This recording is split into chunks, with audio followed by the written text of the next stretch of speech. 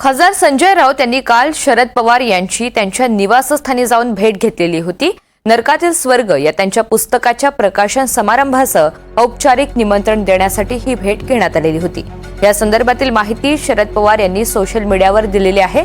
संजय राऊतांनी भेट दिल्यानंतर शरद पवारांनी त्यांच्या भेटीचे फोटो हे सोशल मीडियावर शेअर केले। भेटीदरम्यान रोहन तावरे यांनी लिहिलेल्या वन्यजीवनावर आधारित पुस्तकावर सविस्तर चर्चा झाली। त्याचप्रमाणे राज्य आणि देशातील विविध मुद्द्यांवर सुद्धा विचारमंथन झालंय, असं शरद पवार यांनी आपल्या पोस्टमध्ये नमूद केलं।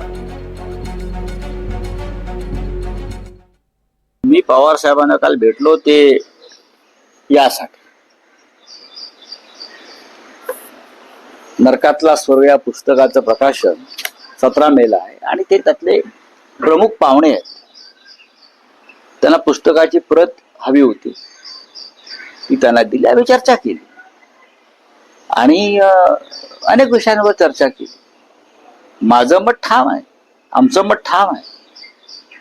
अमित शहा हे या सगळ्या हा जो नरसंहार झाला त्या नरसंहाराला देशाचे गृहमंत्री अमित शहा जबाबदार आहेत।